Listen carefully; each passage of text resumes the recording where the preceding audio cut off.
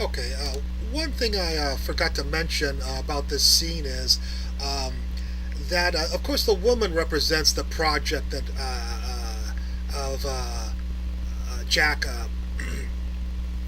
faking the moon landing. So she represents a project.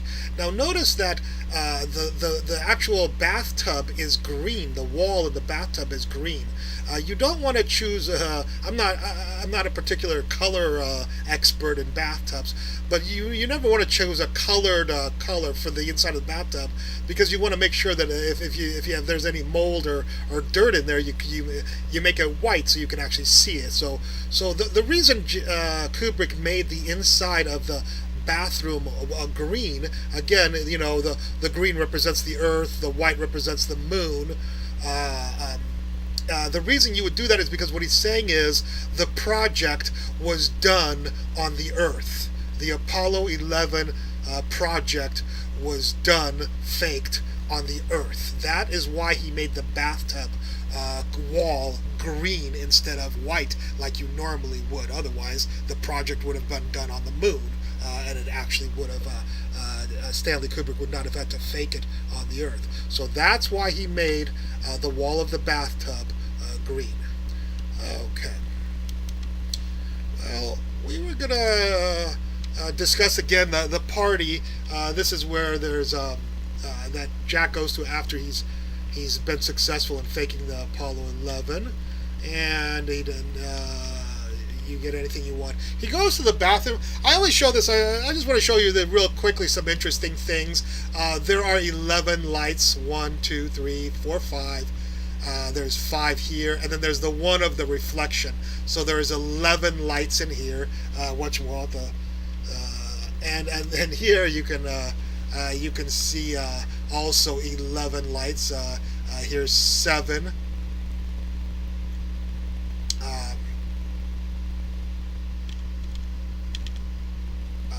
Actually, here you can see 12 lights. Here's 7, and here's 5. 7 and 12. 7 and 5 is 12. So the moon, Apollo 11. Here's Apollo 11, 11 lights, and the moon right there. Alrighty.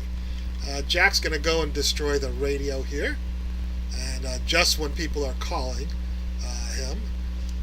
One thing you might notice is the eagle is gone from the communication, it looks like right here, but the eagle still is right there on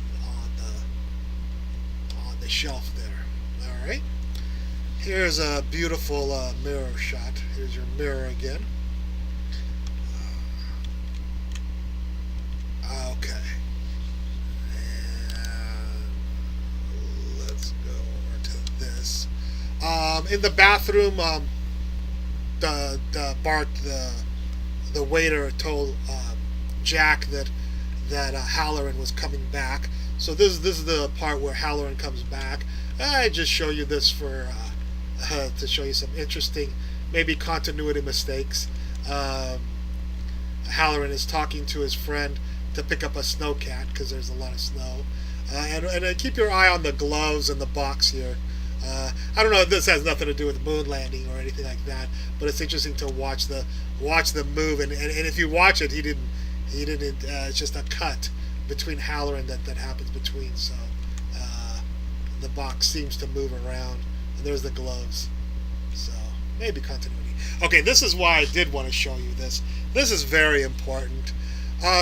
This is a red Volkswagen Bug. Okay. And other people, I learned this from other people, which was great on the internet. I probably would have never made the time because I never read the book The Shining. But like I said before, in the book The Shining, the original color of the VW Bug was red. And if you watch this scene, Kubrick specifically pans over to the scene, just like he panned over to the bed in room 237. When he pans, it means it's important. There's something going on. So what does this scene mean? Well, first of all, it's Kubrick telling the readers, as well as I guess Stephen King, that my movie is not your book. You know what I mean? My movie has nothing to do with your book. This is my movie. My movie is this gigantic semi truck, and and the ideas in my movie are so much more important than your little minuscule book. The ideas in your minuscule book, that it's not even in proportion. You know, I have a much more important gigantic semi truck. My ideas are represented by that just crush anything that your story could ever that. So it's actually a sneer to the book readers and whatever, because I think that when Kubrick was making the movie, he knew he had changed so much of the movie to suit his own needs of confessing the Apollo 11 faked moon landings, that he knew while he was making the movie he was going to get a backlash from the thing. And here's his FU to the readers who are going to complain about the movie, just telling them, I didn't make the book The Shining. I made my own movie, and my own movie is as heavy as this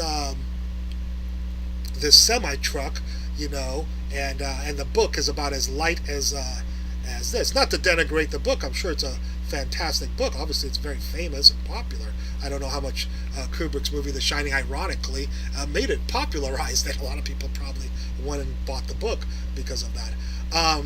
If people say, nah, I think it's just a semi-truck crushing a bug, you know, you don't really see crashes like this with a semi-truck and a thing. This semi-truck has actually had to have been lifted up and put down on the thing. I mean, semi-trucks will hit a car and bounce it off or smash it to hell, but very few semi-trucks. I've never seen a semi-truck or any accident where the car lays on top of this. So Kubrick has also made the crash so impossible that it's silly, and you really should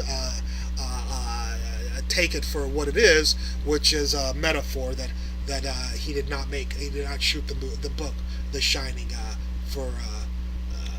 to represent the book. Alright, there's a nice shot of it. Alright, this is actually as you approach, and you know, the camera is facing forward, and I'm just showing you how as Kubrick will pan to the accident, telling you, I'm telling you something, you know. So Kubrick turns the camera inside the car to make sure you see it very well. Okay, and Halloran is calling the forest ranger about nothing. Alright, we'll stop here.